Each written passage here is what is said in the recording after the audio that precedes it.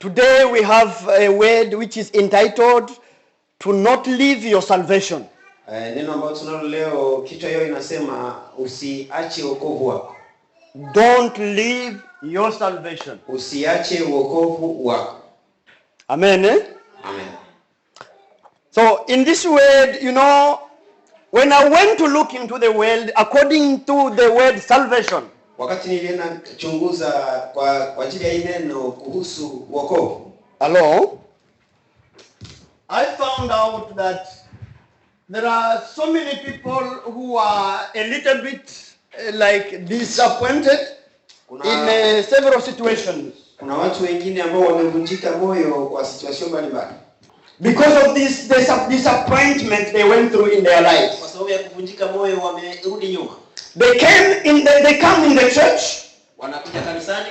And there was a person they tried to do what? To trust. Na labda kuna mtu ambao walikuwa wanajaribu kumwaminia. Just like my young people here coming together, they trust each other. Kama vile wandugu hapo wanakuja wanaaminiana. When I look at, I'm trying to say this. Najaribu kusema hii. There are some people who got disappointed of their salvation. Kuna wengi ambao wamevunjika moyo kwa sababu ya wokovu wao. Because they met a wrong person in their life. Kwa sababu wamekutana na mtu mbaya katika njia yao. Amen. Amen. They have given up the word called salvation in their life. Na wameacha hii wokovu ndani ya maisha yao. And when I try to define this salvation on my side, theologically and biblically, kuidefinire kuhusu kibiblia, salvation it is you and Christ. Wokovu ni wewe na Kristo. It's at the time where you are still walking with Christ. Ni wakati ambao ungali unatembea na Kristo. When they are still calling you, in other words, a Christian. Wakati wangali wanakuita Mkristo. And when is that then? Wakati gani huo sasa? Is the time where you are still living according to the Bible. Wakati ambao unaishi kuhusu kibiblia. Where you are still an obedient of the word. Wakati ungali unashikamana neno la Mungu. This is where salvation comes. Pale ndio wokovu unatokea. Because in the first version of this teaching salvation, I said this. Kwa ngambo ya kwanza ya hii mafundisho ya wokovu nilisema hivi. Water does not save anybody. Maji haiwezi kaokoa mtu. To get saved, to be born again, kuzaliwa upya. I want to combine these two words. Nienda kuchanganisha maneno haya mawili. To be born again, to get saved, kuzaliwa upya wala kuokolewa. It is to surrender your life to Christ. Ni kupana maisha yako kwa Yesu Kristo. To acknowledge who you are before Christ. Kujua wewe nani mbele ya Kristo. To avoid to trust in a person rather than Christ. Na unaenda kuachana na kuaminia mtu kumzidi Mungu. Amen. This is salvation. Hii ni wokovu. A point where you do something because of Christ who called you to be a Christian. Ambao unafanya kitu kwa sababu ya Kristo ambaye alikuita. Hello. I go to church because of Christ who called me to be in the church. Naenda kanisani kwa sababu Kristo aliniita niwe Mkristo. Not because of brother Moses. Sio kwa sababu ya ndugu Moses. Not because of sister Alice. Sio kwa sababu ya dada Alice. Not because of sister Sharon. Sio kwa sababu ya dada Sharon. Sister X. Wala sister fulani. Sister Y. Wala sister fulani. Doesn't matter her beautifulness. Aizuru uzuri wake nini. Hallelujah. Amen. But I go to church because of Christ who died for me. Lakini naenda kanisani kwa sababu ya Kristo alikufa kwa ajili yangu. I am not going to church because of the pastor who stands and preaches. Siende kwa sababu ya Kristo maana mhubiri maana sema na kuhubiri. He is a person, he can disappoint me too. Yeye ni mtu anaweza kavunje moyo. I'm not going to church because of my husband who is a good for me. Sitaenda kanisani kwa sababu ya mume wangu ambaye ni mwema kwangu. He can disappoint me too. Anaweza kunidecevoir. Not because of my wife who sings very well. Si kwa sababu ya mke wangu ambaye I want to tell you, she loves you now, but she can disappoint you. Anaweza kupenda lakini anaweza kudecevoir. Amen. Amen. Accept me and allow me to say that she can disappoint you. Acha nikwambie kama anaweza kudecevoir. Amen. There is one person who never disappoint his believer. Kuna mtu mmoja ambaye hawezi kukuvunja moyo. Who is that church of God? Huyu ni nani? Who you can say the name, that person. Who know him? Loudly. Jesus, hallelujah. Our hands together. Acha tupige mikono yetu. Amen. This person, once you put deeply your faith unto him, huyu mtu wakati unaweka imani yako kwake, once you search him, the first person in your life, wakati unamtafuta wa kwanza katika maisha yako, before you may do anything ili else, ufanye chochote katika maisha yako, he comes into your life. anakuja ndani ya He maisha yako, does what you can't. anafanya yale He saves your life. anaokoa maisha yako, He takes you to a dimension where people will begin to give you a name. anakuweka nafasi ambapo watu wataanza kupatia jina. People, they will begin giving you names. Watu wataanza kupatia majina mapya. You are which? Wanasema uko You are this. uko hivi. You either we are believers or we are pagans. Wala tuko wa Kristo wala tuko wapagani. Either we are believers or we are pagans. Tuko wapagani wala tuko wa Kristo. Amen, amen. Amen. And this is the reason people, they will give you names. Hii ndio maana watu watakupatia majina. If they will not bless you, they will curse you. Pali ya kukubariki wataenda kulaani. Yesterday we had a very powerful prayer where we said this. Jana tulikuwa na maombi ambayo tulisema hivi. Prayer alone does not save. Maombi yenyewe haiokoa. But once you stand and you pray, lakini wakati unasema katika be sure that you are praying in what? In a righteous way.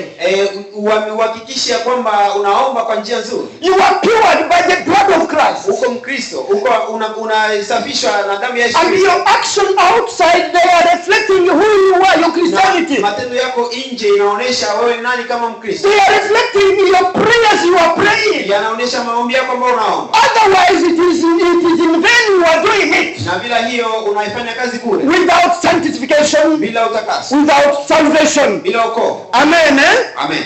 So Paul says this. Paulo anasema hivi. We are going to read this verse in Philippians 3. Tutaenda kusoma katika kitabu cha Wafilipi 3 and 17. na 17. Wafilipi 3 mstari wake wa 17. Philippians 3:17. Wafilipi 3 na 17 yake. Yes. We are not going to take this word in Swahili, but we follow each other straightly to the word. Hatutaisoma kwa Kiswahili lakini tutaifuatana nayo. Paul is saying this. Paulo anasema hivi. There are some people who have made the cross of Christ an enemy. Kuna watu ambao wamefanya msalaba wa Yesu Kristo kuwa ni uadui. And they have put glory unto shame. Na wameleta utukufu, wameleta haya kwa utukufu. This is what Paul is saying. Hii ndio Paulo anasema. People for the cross of Christ, watu kwa msalaba wa Yesu Kristo, they have rejected it. Wameitupa mbali. They don't want to hear about the cross of Christ. Hawataki kusikia habari za msalaba. Cross of Christ means repentance. Msalaba wa Kristo ni kusema kutubu. Salvation, wokovu, means righteousness. Ni kusema ukweli. People are running away from this truth. Watu wanakimbia hii ukweli. You know, I'm going to ask you one word. Nitawauliza neno moja. Do you know why people they don't like to go to church? Mnajua kwa nini watu hawataki kwenda kanisani? Do you know why some of the people they don't want to go to church? Mnajua kwa nini watu fulani hawataki kwenda kanisani? Do you know it? Mnajua kwa nini? And some of the Christians, they are selective to the churches where they are going. Na Wakristo wengine wanachagua makanisa ambao wanaingia. Do you know the first person I'm talking about? People, they don't go to church because they are afraid of the word of God to release, to do what? To reveal their actions. Watu hawataki kuenda kanisani kwa sababu hawataki maneno ya Mungu ifunue matendo yao. They are afraid of their behavior and before the church. Wanaogopa matendo yao mbele ya kanisa. In the church there is nothing else, it is the word of God. Katika kanisa kuna neno la Mungu tu. The word of God instructs. Ni neno la Mungu tu. Touches. Inagusa. Describes. Inaenda kudefini. Reaches the bottom of the heart of people. Inaenda kuingia ndani ya roho yao. And now, these people, na hawa, the first category, wale wa kwanza, instead of they love the word of the cross of Christ, kusuba wapende msalaba wa Kristo, they have loved their sinful nature. Wanapenda hiyo hali yao ya kawaida. You know what is the sinful nature? Unajua hii hali yao ya kawaida. One, ya kwanza. You know, people, they are pride of the way God created them. Watu wanafurahia namna Yesu Mungu aliwaumba. And when they are going on the road, na wakati wanatembea barabarani, they are just proud of themselves. Wanajifurahia wao wenyewe. People, they want to tight their busts. They want to tight their busts. wanaenda kujifunga, kifua. Wanafunga kifua. Especially women, they want to tight their bust. Wanafunga vifua vyao. They want to tight their hips. Wanafunga viuno vyao. When you look at a hip, wakati unaona viuno, you are not saved. Wewe ambaye haukoke, because you still have eyes. Kwa sababu una macho. You can't look it when walking. Hauwezi kuona wakati unatembea. Then you say, yes, here I will be. Unasema hapa nitakuwa. People, they are afraid of the word of God to reveal all of this. Watu wanaogopa neno la Mungu isifunue matendo yao. Because the word of God is telling us, neno la Mungu linatuambia, we cannot choose to copy the world and be into Christ. Hatuwezi tukakopia ulimwengu na tuko katika Kristo. Amen. We can put our wearing as we can put them. Tunaweza kuweka mavazi yetu kama vile tunaweza kuyaweka. But there is a Christian standard of wearing. Lakini kuna njia wa Kristo ambao wanavaa. And when a Christian is not matching a Christian standard of wearing, wakati huyu Mkristo afikie standard ya Mkristo, these people, they run to the section 2 where they accept such a thing. Au watu wanaenda kwa ngambo ya pili ambao wanakubali kila kitu. Where they don't preach about such a behavior Paul says about here. Amen. And this is why this church, a spiritual church, you will not see only few people coming inside. Because people who are coming inside, they are people ready to be uplifted. Amen, amen. Paul is saying this. These people, they are running for the word of God to not reveal their behavior. The second time, people who run some churches, a church where they are not preaching about drunkenness. Drunkenness. According to Galatians 5, where Paul is saying, a drunkard one shall not go into heaven, but shall go into hell. This is Paul stating the believers. He is telling to Galatians, you and me, and once we stand, we say like angel said to Elizabeth, the mother of John Baptist, that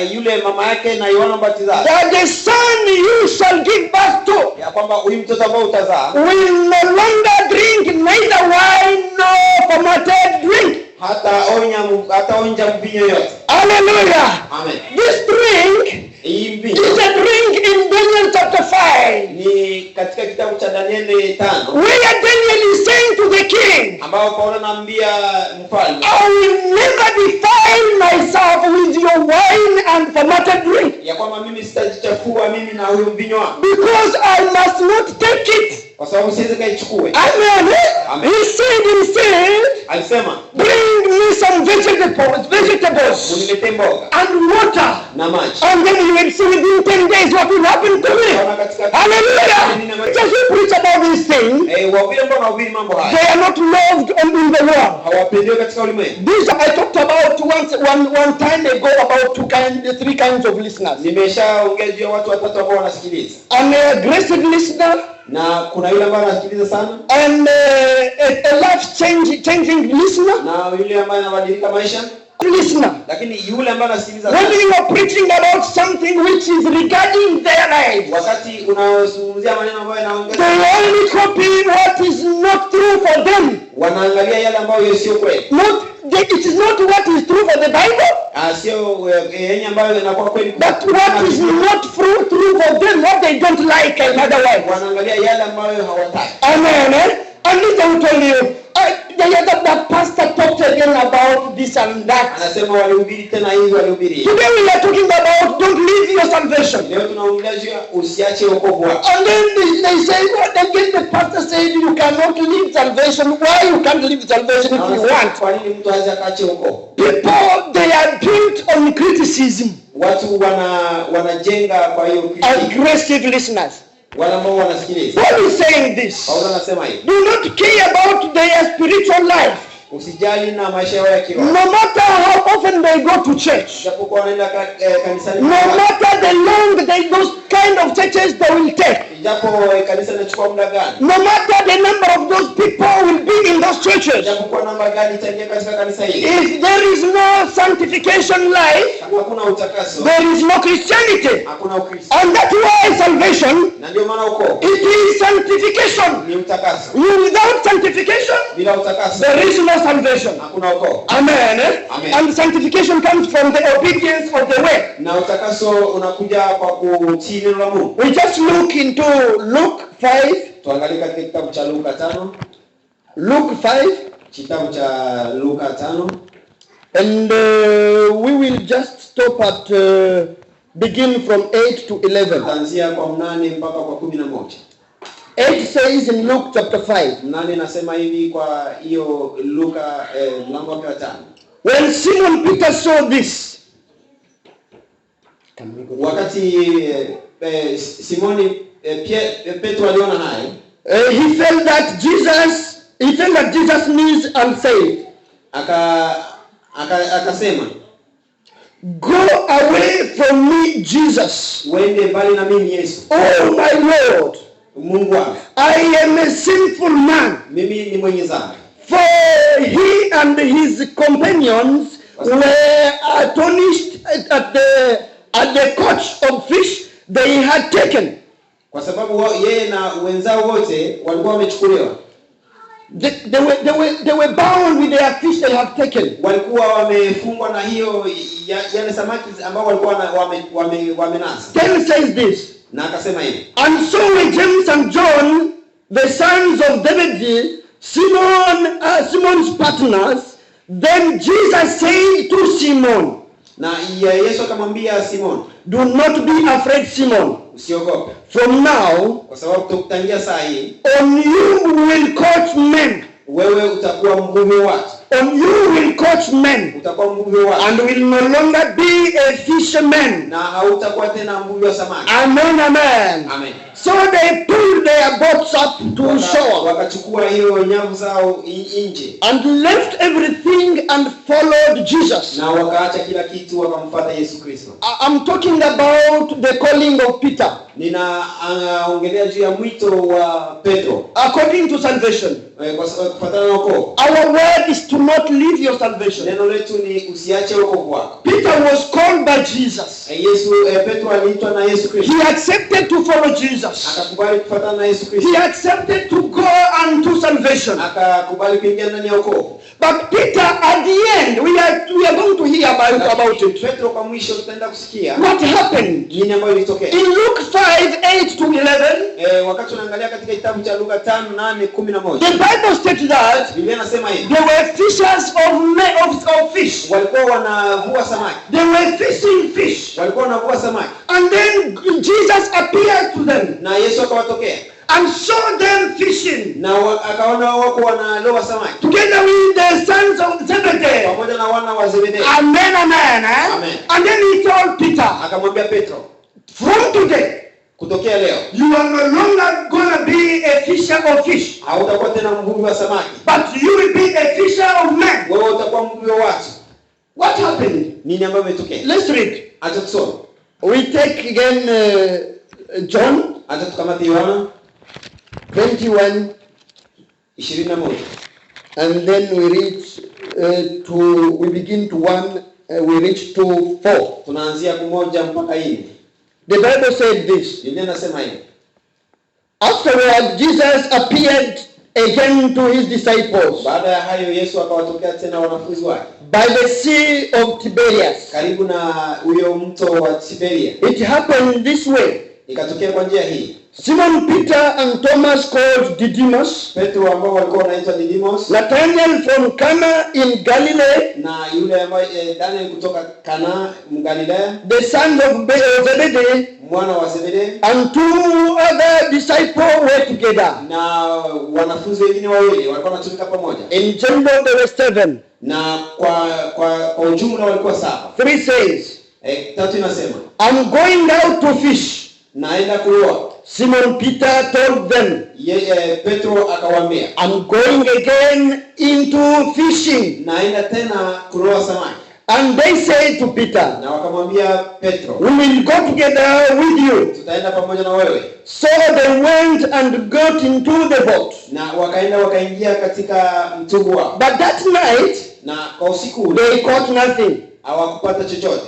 Early in the morning, asubuhi mapema, Jesus stood on the shore. Yesu alikuwa anasimama kando ya mto. But the disciples, they did not recognize him. Lakini wale wanafunzi hawakumtambua yeye nani. And when a man, he called out to them. Akawaita. He said, friends, akawaita rafiki, haven't you got any fish? Je, hamkupata lolote? They said no. Wakasema hapana. And then he said, na kwa mwisho akasema, throw your nets into the right side of the boat. Mtupe nyavu zenu kwa upande wa kuume. And you will find some. Na mtapata samaki. Amen, amen. Amen. So we are talking about the calling of Peter. Tutaenda kuzungumzia mwito wa Petro. In Luke chapter 5 verse 8. Katika kitabu cha Luka 5:8, Jesus is calling Peter. Yesu anamuita Petro. From being a fisher of fish, kutoka mvuvi wa samaki, to a fisher of men. ili akuwe mvuvi wa watu. And Peter, together with his brothers, na Petro na ndugu zake, they accepted to follow Jesus. wakakubali kumfuata Yesu They Kristo. went in the somewhere, Wakaenda in the submission, wakaenda kwa mission, in some vision. kwa hiyo maoni. They saw whatever Jesus he did within the 3 years of his ministry. Yesu alifanya kwa hiyo miaka 3 ya huduma wake. And then you acknowledge and you accept to follow Jesus. Wakati unakubali na kumfuata Yesu Kristo, Don't follow Jesus because of a person. usimfuate kwa ajili ya mtu mwingine. Peter, he followed Jesus because of the miracle Jesus did for them. Petro alimfuata kwa sababu aliona miujiza ambayo Yesu alifanya. The same of Jesus when he was called. Na wakati Petro aliitwa kwa wakati wa Yesu Kristo, He accepted the call because of the miracle he saw. alikubali mwito kwa sababu ya miujiza. There are some people who accept to be baptized, wengine wanakubali kubatizwa, to be Christians, kuwa Wakristo, because of their fellow believers around. kwa sababu kuna Wakristo ambao pembeni yao. But this is why I told you. Lakini hii ndio niliwaambia. Your fellow believer around you, Yule Mkristo ambaye anakuwa pembeni he yako, can deceive you. anaweza He kukudeceive. can deceive you. Anaweza If kukudeceive. Peter had a belief, Kama Yesu Petro alikuwa na imani. a true open heart into his faith, Imani ambayo inafunguka kwa imani yake. and believed in God Na anamwaminia Mungu through Jesus Christ, kupitia Yesu Kristo. according to the miracle he saw, Kwa miujiza ambayo aliona, whatever could happen to Jesus, yote ambayo imetokea kwa Yesu Kristo, Peter was not supposed to go away. Hallelujah. Petro hangeenda pasi yoyote. But when Jesus was betrayed, Lakini wakati Yesu alishikwa, in Matthew, in John 21, katika kitabu cha Yohana 21. listen, Amen. Peter is now going out again Petro anaenda nje tena from his faith. kutoka imani yake. Amen. He's telling his fellow apostles, Anawaambia wenzake, hello my fellow brothers, ndugu zangu, I'm going again to fish. naenda rudia tena kuvua samaki. I'm going again to fish. Narudia tena kuvua samaki. This is what Peter is saying. Hii ndio Petro alisema. No matter the level of belief of your person, of your friend, Nivo gani ya imani ya ndugu yako, he can go back into sin. anaweza kurudi dhambini tena. If you attach your belief into him. Kama unashikanisha imani yako kwake. But once you attach your belief into Jesus, Lakini wakati unaweka imani yako kwa Yesu Kristo, remember Jesus can change your situation. kumbuka Yesu anaweza kubadilisha hali yako. He told Peter, Akamwambia Petro, throw your net to the other part of the boat. uende utupe wavu wako ngambo nyingine ya mtumbo. Throw it to the other side. Uyaweke ngambo nyingine. And then something come into the net. Na kitu fulani ingia katika The wavu. Bible says Biblia inasema it was difficult for them to lift him. ilikuwa nguvu kwao kuinua wavu kwa sababu wamejaa samaki. Amen. When Jesus comes into your situation, Wakati Yesu anakuja katika no matter what you have been going through, ijapokuwa yale ambayo ulipitia, no matter the situation, ijapokuwa ni situation, no matter how you come, ijapokuwa no matter how the people they knew you before, namna gani watu wanakujua, when you believe Jesus, wakati unamjua he Yesu, comes into your situation, anakuja ndani ya he situation, changes you. Hallelujah. anabadilisha He changes your situation. anabadilisha And this is why na ndio maana Jesus is saying to Peter, Yesu akamwambia Petro in one verse which is here, katika shairi moja ambayo inakuwa hapa in Matthew Katika kitabu cha Mathayo, Jesus is saying to Peter, Yesu akamwambia Petro, don't be afraid usiogope because of your little faith. kwa sababu ya imani yako ndogo. Because Peter again was together with the disciples when they were crossing over. Kwa sababu walikuwa tena pamoja na mitume wakati walikuwa wanavuka. When they began throwing water out with their force, their power. Na wakati walikuwa wanashota maji kwenye mtumbo na nguvu yao. And until they got tired. Mpaka wakachoka. When Jesus told them, wakati Yesu aliwaambia, why are you having a faith which is not enough? Kwa namna gani mnakuwa na imani? Sometimes people, kuna wakati watu, we are praying God, tunamuomba Mungu, but we are failing to get what we are praying for, lakini tunashindwa kupata yale ambayo tunaombea because of the way we are being before God. Ni kwa sababu ya hali yetu ambayo tunayo mbele ya Mungu. Because of the way we are hiding us, we are going outside. Kwa sababu ya namna tunavyoenda nje. I want to remind you one word. Nitaenda kukumbusha neno moja. There is heaven. Kuna mbingu. There is heaven. Kuna mbingu. And once we go to church, na wakati tunaenda kanisani, we are not only going to church to get more fish. Hatuende huko ili tupate samaki. What we are coming to church to get the heaven at the end. Tunaenda huko ili tupate mbinguni. Try to look unto yourself. Ujiangalie mwenyewe. I know some believers, they go to church because they know we are going to church. Najua kuna Wakristo ambao wanaenda kanisani kwa sababu wanajua try to close your eyes. Lakini pima kufunga macho. Close your eyes now. Funga macho yako sasa. And then you die. Wakati utakapokufa. Some people, they don't believe there is heaven and there is hell. Wengine wanadhani hakuna mbingu na hakuna kuzimu. But try to close your eyes now and die. Lakini unapima kufunga macho yako na you will accept what I'm talking about. Utakubali yale ambayo ninazungumzia. Amen. Amen. You allow me to come into your life and give you a counseling. Unakubali nije ndani ya maisha yako na nikupatie mashauri. I posted a testimony of Benny Hinn. Nilitia ushuhuda wa Benny Hinn. Benny Hinn, he's a very big preacher.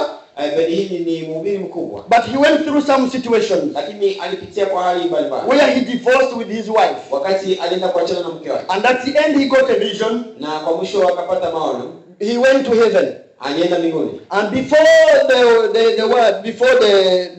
the judgment, na mbele ya hukumu, and then God told him, Mungu akamwambia, you did this, all the work you did was very good work. Kazi yote ambayo ulifanya ilikuwa mzuri sana. But you failed only to have control on one thing. Lakini ulishindwa kucontrol kitu kimoja. When you divorced with your wife. Wakati uliachana na mke wako. That's why. Na ndio maana. In that dream, in that revelation. Na katika maono haya. And then God is telling him, Mungu akamwambia, you must go back and I'm giving you a second chance.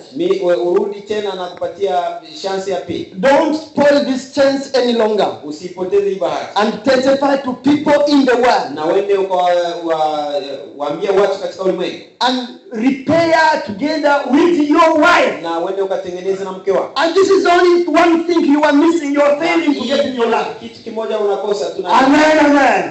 People, some churches, they believe in divorce. Watu wengi wanaamini kuachana. But Jesus said people must forgive each other 70 times per day. Lakini Biblia inasema ya kwamba tunapaswa kuhurumia mara 7. Even though it's 490 times, it's not limiting the forgiveness of Christ per day. Na ingekuwa kama iko ni mara 490 kwa siku moja, haikulimitewe kusamehe. We must forgive each other each and every single time. Tunapaswa kuhurumiana siku kwa siku. Amen. So the disciples whom Jesus loved, this Peter we are talking about. Huyu mtume ambaye Yesu alikuwa anampenda, huyo Petro ambao tunamzungumzia. Then he denied him. Alimkana. When they come and ask him, wakati walikuja wanamuuliza, that he knew Jesus. Ya kwamba unamjua Yesu Kristo. Because of a little faith. Kwa sababu ya imani yake ndogo. I want to ask you by now. Nataka nikuulize sasa. What is the level of your faith? Imani yako iko na niveau gani? Jesus has called you to a Christian. Yesu alikuita kama Mkristo. He called you to be a Christian, to stand in your faith. Wewe Mkristo usiwe ndani ya imani yako. Where are you rooted in your faith now? Unaangalia wapi ndani ya imani yako?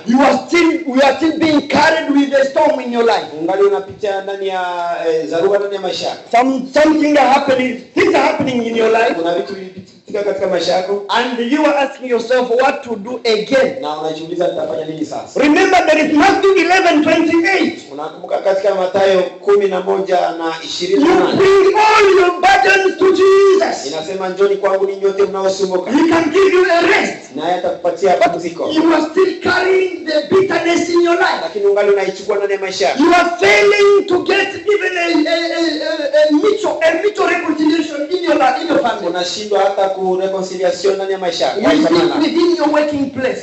Nafasi yako ya kazi. Within your relationship. Katika marafiki zako. You are still failing to renew your fellowship with Jesus. Ungali unashindwa kurudisha uwasiliano wako na Yesu Kristo. Remember, your salvation is not confirmed yet. Kumbuka imani yako haishi hapo. Your salvation is not confirmed yet. Imani yako haiko confirmed bado. Until you pass this test. Mpaka utakapopita hii test. The test of forgiveness. Hii ya kusamehe. This is only what you can do in your life. Hii ndio unaweza fanya ndani ya maisha yako. So Jesus sent Peter to fish.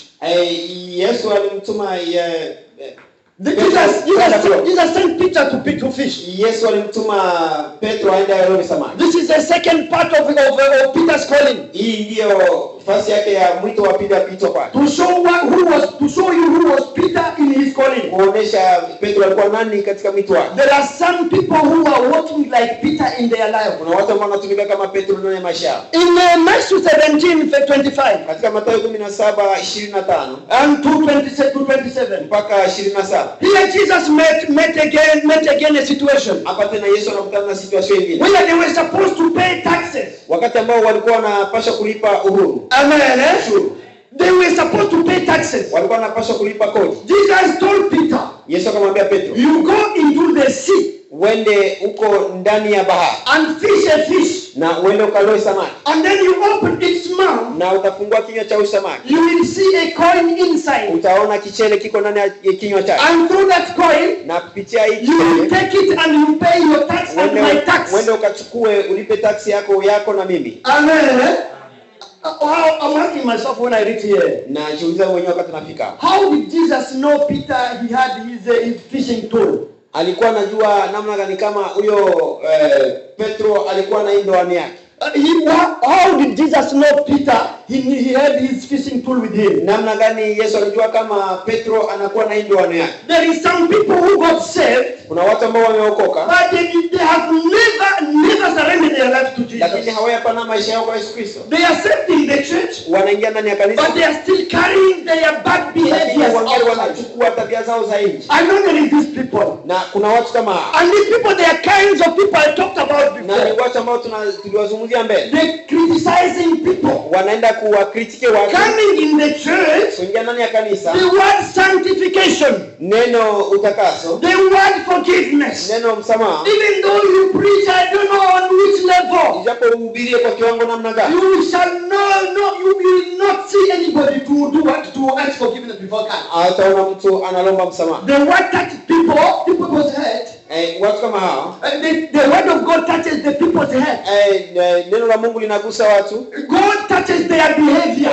Neno lao linagusa tabia zao. God touches their behavior. Mungu anagusa tabia zao. But they have their stone hearts. Lakini wanakuwa na hii roho za majiwe. They don't want to change their behavior. Hawataki kubadilisha tabia zao. In zao. the church they are very good Christians. Ndani ya makanisa ni watu wazuri. With good faith. Wanakuwa wanaonekana wazuri. Peter before Jesus. Petro mbele ya Yesu Kristo. He had good faith. Alikuwa na sura nzuri. Oh Jesus, I love you. Yesu nakupenda. Oh glory to you Jesus. Utukufu kwako. I love you Jesus. Nakupenda Yesu Kristo. What happened when they betrayed Jesus? Lakini nini ambayo ilitokea wakati Peter said, I don't know him. Akasema simjui. I have never been with him. Mimi si akuwa naye. There are some people who deny Jesus outside. Watu ambao wanamkataa Yesu. But inside the church they agree they are Christians. Lakini ndani wanasema wako wa Kristo. Hallelujah. Amen. In the church they are Christians, outside they are pagan. Ndani ni wa Kristo lakini nje ni wapagani. They fail to defend their Christian faith. Wanashindwa kudefend Ukristo. Let me now ask you. Acha nikuulize. When we come in the church, wakati tunakuja we kanisa, cannot defend our Christian faith outside. hatuwezi tukadefend kanisa letu nje. What is our intention to come in the church? Sasa intention yetu nini kuja kanisani? What is our intention to come to church? Sasa nini inaacha tunakuja kanisani? For me, my purpose me to stand here. Mimi kusudi simame hapa. I stand here because of helping the church of God to uplifting. Nasimama ili kusaidia kanisa linyakuliwe. Amen. I'm standing the behalf of God. Nasimama kwa niaba ya Mungu. That's why I don't go into saying Jesus loves us as we are. Ndio maana sioni Yesu kama vile tuko. Jesus loves us as we are to come from outside and come in the church. Yesu anatupenda jinsi tulivyo, tutoke nje na tuingie ndani. This is why we don't close the church doors for Christians. We don't close the church doors. Ndio maana hatufunge milango ya makanisa. Everybody must come into the God's house. Kila mtu anapaswa kuingia ndani ya nyumba ya Mungu. But what is the intention of the word of God? Lakini shabani la Mungu ni nini? In that we may be changed. Ili tupate kubadilika. What is the purpose? Shabani nini? The purpose is to go to heaven. Shabani kusema twende mbinguni. Amen. Amen. How now come that we cannot defend the Jesus we accepted in our life? Now you see what is happening to Peter. Perhaps you are still Peter in your life. You are still walking like him. Walking with your fishing tools with you. Remember Jesus is seeing it. He is looking at it. He knows your heart. You know what you are going through. No matter what, my brother, my sister, God, He knows it. You should come and say to Him, I surrender. I surrender.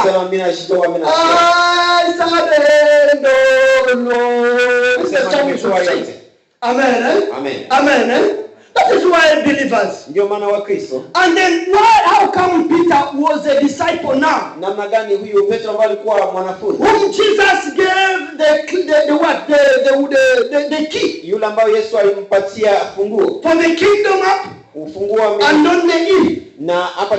How come? The Bible says, as we read in Luke, the Bible says there, when Peter, Petro, when he saw Jesus at the fishing place, he said to Jesus, I'm a sinful person. Until you recognize, you know you are a sinful person, you know to ask forgiveness before God, and not hang on your behavior. I know God loves you as you are, and you will go to heaven with your sin. Matthew 7. The Bible says the only saint people, only saint people, they will go to heaven. With sin, God shall not take us into heaven. But how shall we now get the key to heaven and the key on the earth?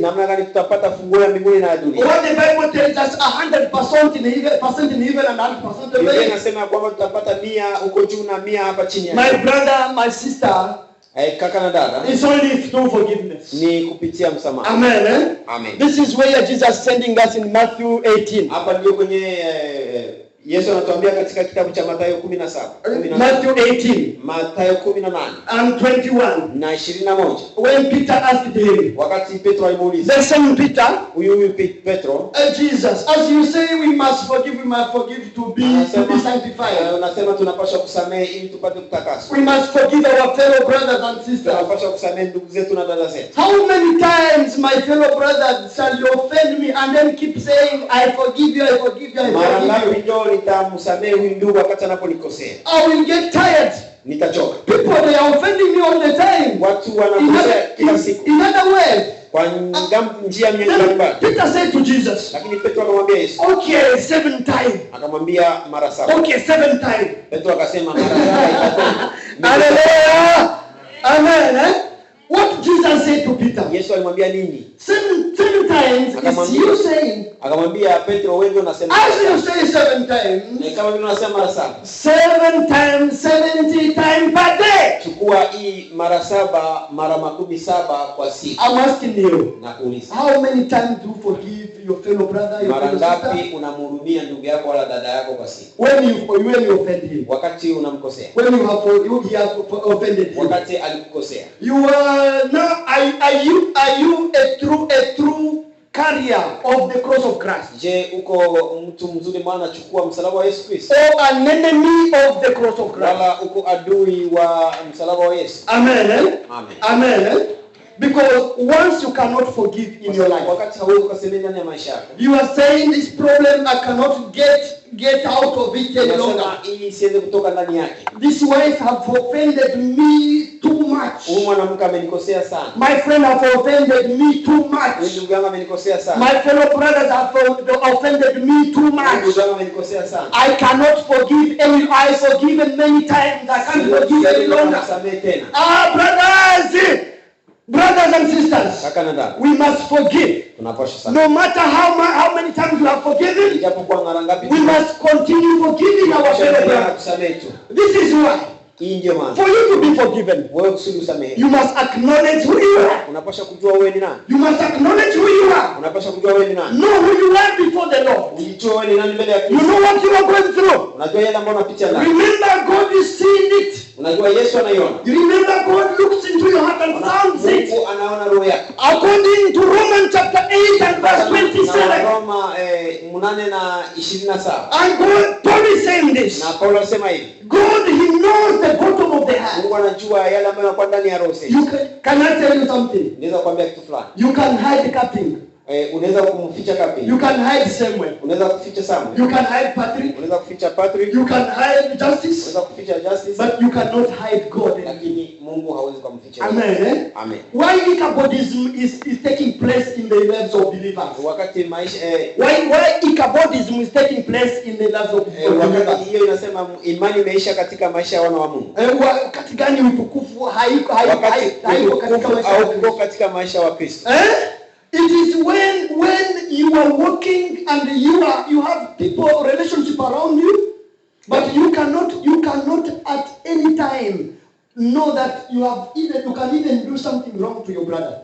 Na ni wakati ambao hujua kwamba umefanya jambo mbaya kwa ndugu. In other words, to ask forgiveness. Kwa njia gani kuomba msamaha? To do not know how to ask forgiveness brings Ichabodism in life. Kutokujua kuomba msamaha inaacha utukufu unaondoka. People, they know God will forgive me. He knows what I'm going through. Watu wanajua Mungu atanisamehe, anajua yale mambo. And he knows I can be tired of the situation. Na anajua kwamba ninaweza choka na situation fulani. But remember, the one who was tired of the situation was Jesus. Kwa yule ambaye alichoka na situation yake. No matter the burden you have, ijapokuwa mzigo gani unachukua, no matter the situation, the color of the situation, ijapokuwa situation inafanana namna gani, no matter the weight of situation, ijapokuwa iko uzito namna gani, my brother, my fellow sister, ndugu yangu nakwambia, God, He can carry it. Mungu anaweza kaichukua. Amen. Amen. Remember the example I told you last time. Kumbuka mfano ambao nilikwambia mara. The one who wanted that Jesus could help him with his pardon. Yule ambaye alikuja kwa Yesu ili Yesu amsaidie. What did he tell Jesus? Alimwambia Yesu nini? He said, I'm tired, Jesus, with his people. Akamwambia nachoka na hawa. See the pardon I'm carrying. Ona mzigo ambao it is very, very heavy. Iko mzito sana. I will not any longer be able to carry it. Sitaweza tena kuichukua. But give me a pardon which will not be heavy like this one. Lakini nipatie mzigo ambao hauko mzito kama huu. Then God told him. Na Mungu akamwambia. And Jesus, He told him. Yesu akamwambia. He told her, it was a woman. Akamwambia. And then you come, I want to give you a rest. Akamwambia kuja nitakupumzisha. Jesus brought her somewhere. Yesu akamweka fasi fulani. And took his pardon she was carrying. Akachukua mzigo wake alikuwa anabeba. And went with the pardon into a room. Na akaiweka ndani ya chumba. Where other pardons were kept. Ambao kulikuwa mizigo mingine. And then Jesus went outside to call her to come back. Na Yesu akakuja akamuita. She told her, akamwambia, it was difficult for you to carry your pardon. Akamwambia ilikuwa ngumu kwa kuchukua mzigo. And I love you. Na nimekupenda. And I want to give you a rest. Na natafuta nikupumzishe. But you are now going to choose. Lakini utaenda kuchagua mwenyewe. The one which is not very heavy. Mzigo ambao sio mzito. But I will show you where all of these are. Nitakuonesha nafasi ambayo hiyo yote iko. You will only choose which one you can carry.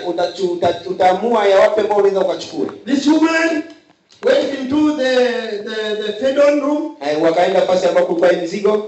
And she was supposed to lift them up to test. Na alikuwa anainua aone kama ni ya uzito namna gani. She lifted this one. Akachukua hii. She said, Jesus, I can't. Akasema siwezi. It is too heavy. Iko uzito sana. It is heavier than the one I had. Iko uzito kushinda ile ambayo nilikuwa nayo. She lifted another one. Akainua ingine. She said, this one is too heavy, Jesus. Akasema hii nayo ni ya uzito sana. I cannot carry this. Siwezi nikaibebe. Jesus said, there are so many, just carry the ones you can. Ziko nyingi, chukua tu moja yenyewe utaweza. She went to try another one. Akachukua She tried another one. akajaribu ingine. The one at the last point. Kwa yale ambayo ilikuwa kwa mwisho. And then she said, it is this one, Jesus. Akasema hii ni inaweza nikaichukua. Remember, men of God and women of God. Chukua sikia watu wa Mungu. This pardon she said she could carry. Hii mzigo ambao alisema anaweza kaichukue. Was the same pardon she was carrying, she had been carrying. Alikuwa ni ule mzigo alikuwa anabeba zamani. That she said she was unable to carry any longer. Yule ambaye alisema hataweza kumbeba tena. Hallelujah. Amen. Sometimes we say we are tired in our lives. Kuna wakati ambao tunasema tumechoka ndani ya maisha yetu. And we are not remembering that there is some people who are tired, who are more tired than we are. Hatujua kwamba kuna wale ambao wanachoka kutuzidi. In every situation we must thank God. Katika situation yetu tunapaswa kushukuru Mungu. And we must invite God to be our helper. Na tunapaswa kumuita au msaidizi wetu. Nothing is impossible before our God. Hakuna jambo lililo ngumu kwake. What is impossible for you is possible before your God. Yale iko impossible kwake iko possible. What you are going through is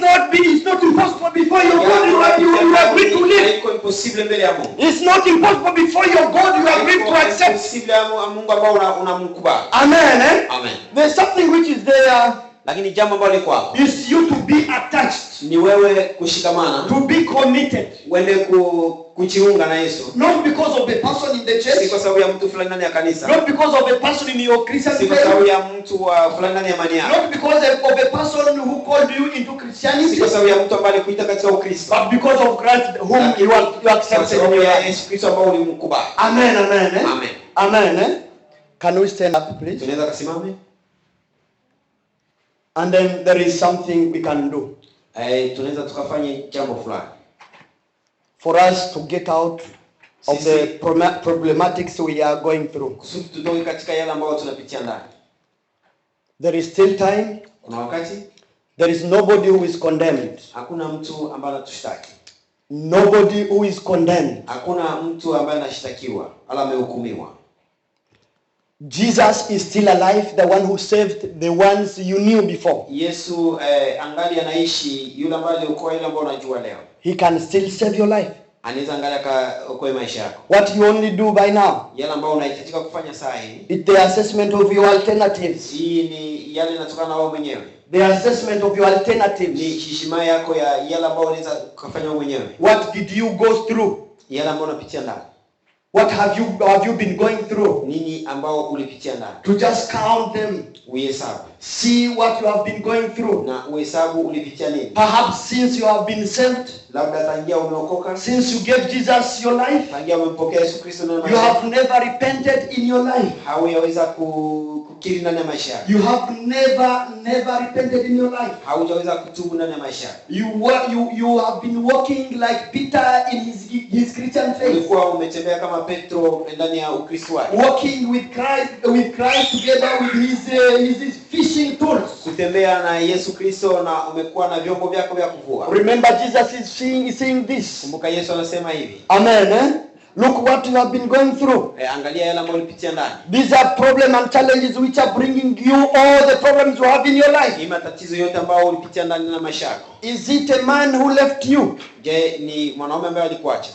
Is it a husband who left you? Je, ni bwana ambaye amekuacha? Remember, your husband and your wife will not take you to heaven. Kumbuka mume wako wala mke wako hata kuchukua mbinguni. It is not God who left you in your life. Ni sio Mungu ambaye alikuinua ndani ya maisha yako. Amen. Eh?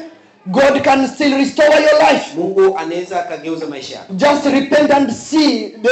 Look at the assessment of your alternatives. Tubu na uangalie yale ambayo unapaswa kufanya ndani ya maisha. You write them on the paper. Andika katika kikaratasi. And then you have a time to come here. Na utakuwa na wakati wa kuja. And then God can still restore your life through our prayers. Anaweza kubadilisha maisha yako kupitia maombi. Look into your heart.